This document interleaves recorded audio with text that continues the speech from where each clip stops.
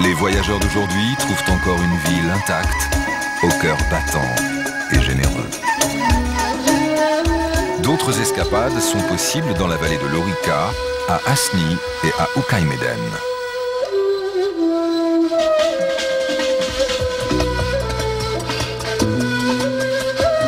La vallée de l'Orica offre un panorama singulier et un peu lunaire de villages berbères accrochés à la montagne.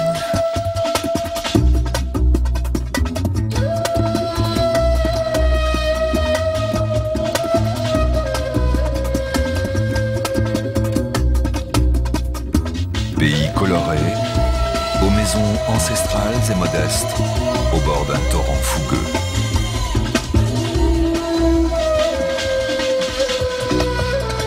Au-delà, Asni, sur la route de Taroudante, à moins de 50 km de Marrakech, annonce l'Atlas avec le plus haut sommet d'Afrique du Nord. Ici et là, d'anciennes forteresses berbères restaurées contemplent le Toubkal, qui culmine à 4160 mètres, offrant une halte très appréciée.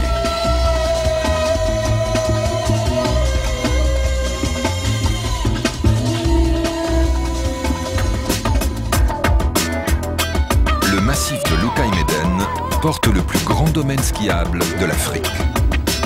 Il offre aux Marrakchi un havre de détente à quelques dizaines de kilomètres des plaines surchauffées du désert.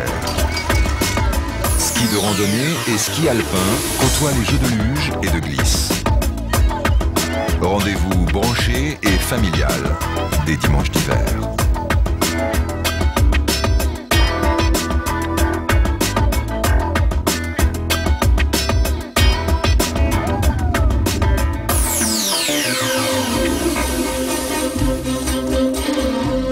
Sourire complice, sourire d'enfant, qui symbolise l'éternelle jeunesse d'une ville mythique, Marrakech.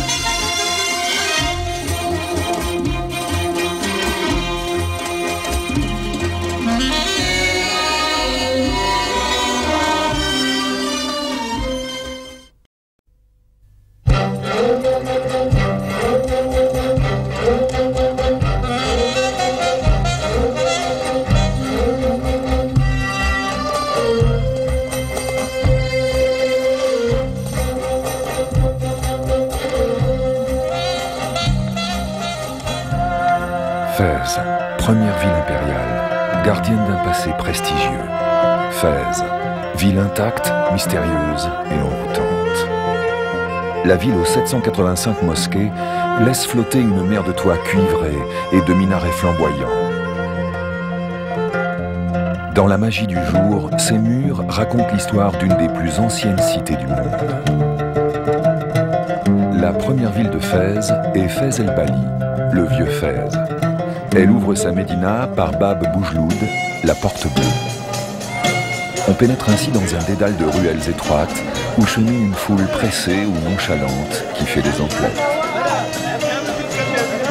Cœur battant, la médina se livre pas à pas aux amoureux d'art et aux passionnés d'exotisme qui se laisseront guider au hasard jusqu'à la fontaine El Nedjarin, qui rappelle ici que le don de l'eau est sacré.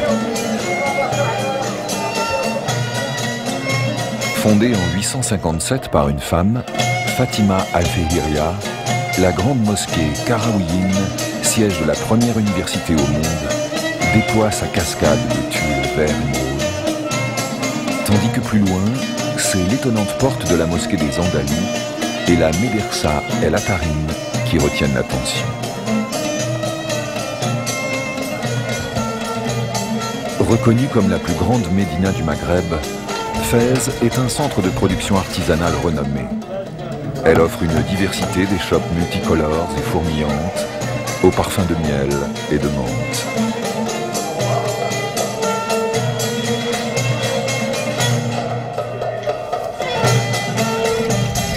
Le quartier des artisans, régi par des règles et des fonctionnements ancestraux, enchante par la maîtrise des gestes.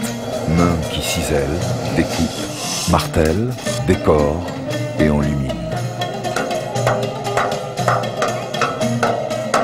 Essence du savoir-faire de l'Orient, justesse et rigueur des techniques, beauté, créativité, richesse et fragilité des matières.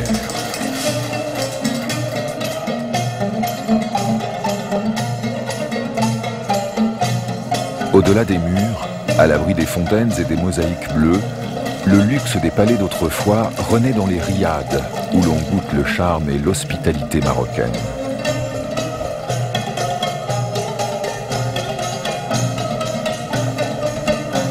La cuisine de Fès, au goût raffiné et aux couleurs fruitées, se déguste sur d'anciennes terrasses qui surplombent la ville.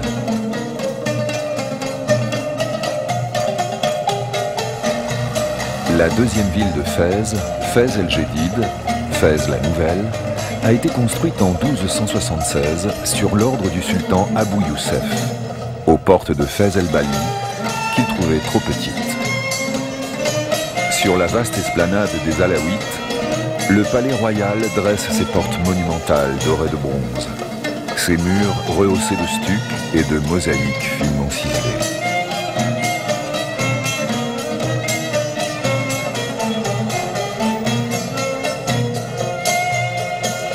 Au sud-est du palais, le Mellah, ancien quartier juif, déroule le long de la rue des Mérinides ses maisons aux balcons de bois sculptés, ses comptoirs de fruits secs et d'épices.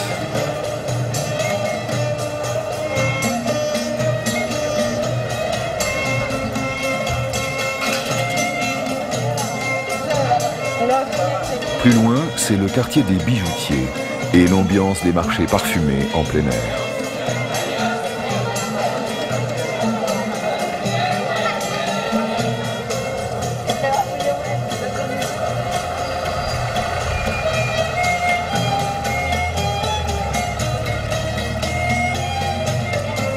Après la visite de la ville, moment de détente sur le green paisible et vallonné du golfe royal. Mais c'est déjà la tombée du jour. Les heures douces de la nuit entraînent alors vers la ville nouvelle, avec ses larges avenues, ses hôtels luxueux et animés.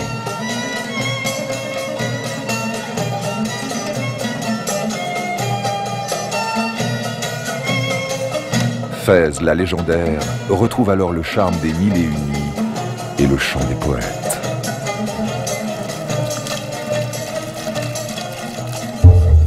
De Fès, le voyage peut se poursuivre ensuite vers Sefrou, Moulay Yacoub, Meknès, Volubilis et Moulay Idriss.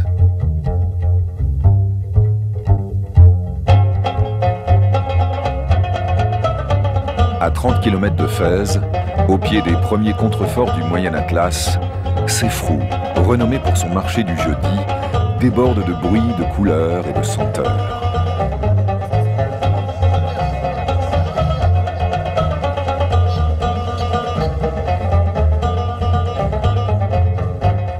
L'après-midi s'achève en visitant l'ancien quartier juif, aux maisons et aux murs multicolores, et les cascades rafraîchissantes de l'Oued Agaï.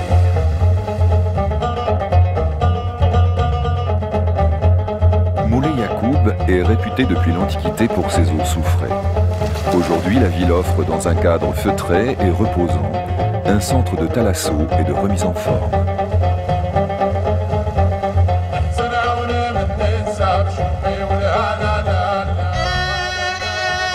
Meknès, ville prospère, née dans les terres fertiles du Moyen Atlas, porte les vestiges d'une histoire hors du commun grâce au sultan Moulay Ismaïl.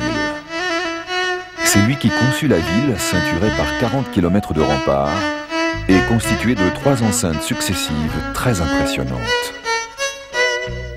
Symbole même de la ville, la porte Bab el Mansour est l'une des plus belles du Maroc.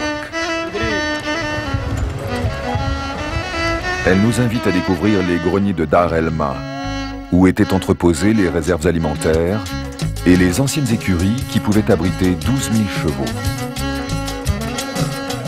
Ensuite, le mausolée de Moulay Ismaïl témoigne de la grandeur du sultan. On accède à son tombeau par une enfilade de cours où rayonnent encore le marbre poli et les mosaïques.